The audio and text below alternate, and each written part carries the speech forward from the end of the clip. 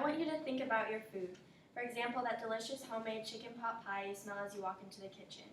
Sure, it tastes delicious and has almost a nostalgic smell, but have you ever thought about how that food was processed in order to get on your plate? As food production adapts to its demands, the animal cruelty adapts along with it.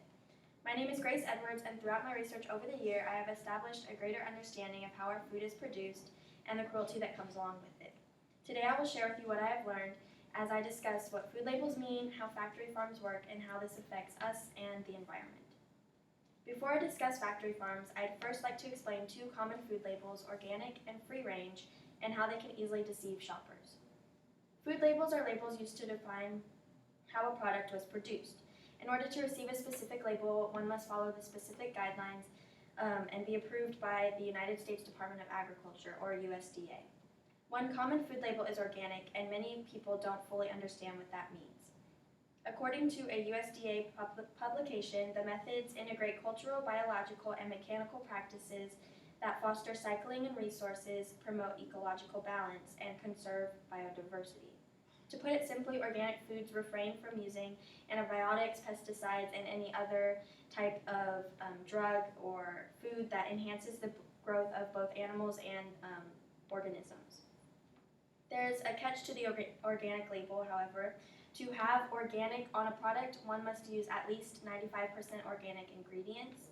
But then if another product says made with organic ingredients, it has to have at least 70% organic ingredients. And while this is a little change, it will get you an entirely different product than the one you sought out if you don't fully understand what it means.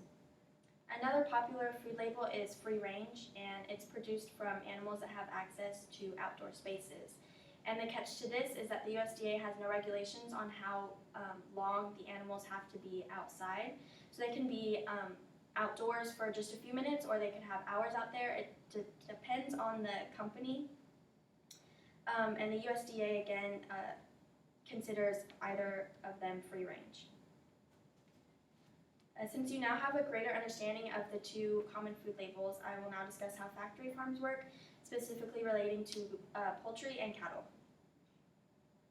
Poultry and cattle are among the worst treated animals in the food industry, specifically in their living arrangements. Chickens, especially for egg production, are at the top when it comes to animal cruelty.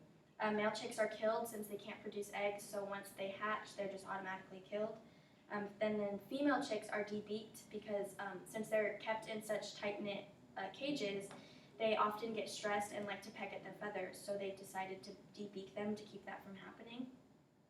And to quote Farm Sanctuary, 95% of egg-laying hens spend their lives in battery cages, and battery cages commonly hold 5 to 10 chickens, and that could give them no space or as much space as like a standard piece of paper.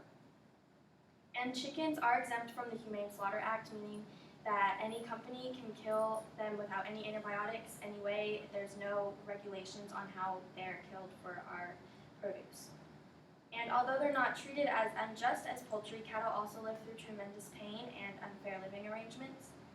PETA states in the U.S. more than 29 million cows suffer and die in the meat and dairy industries every year.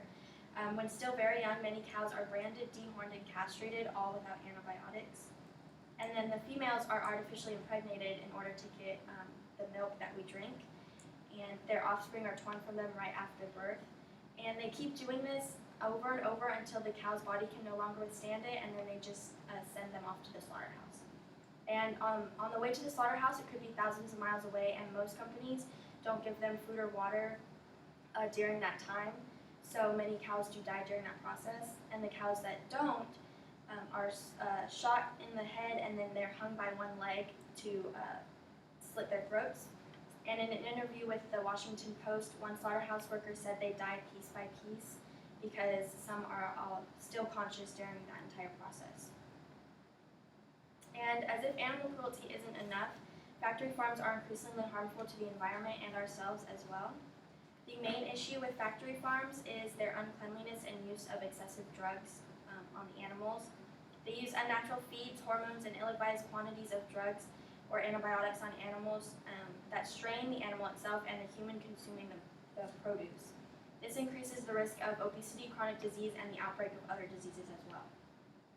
And with the growing demand of food production, animal agriculture has to use more natural resources like land, water, and fossil fuels. And because of this, as Farm Sanctuary points out, factory farms yield a relatively small amount of meat, dairy, and eggs for this input, and in return produce staggering quantities of waste and, in the end, contribute to climate change. As I stated earlier, food labels often deceive customers who don't understand what they mean. That's why it's so detrimental to understand it. Factory farms are terrible for animals all throughout their lives and the humans that consume the produce and the environment as well. As Jonathan Foer has said, the factory farm has succeeded by divorcing people from their food, eliminating farmers, and ruling agriculture by corporate fiat. Thank you.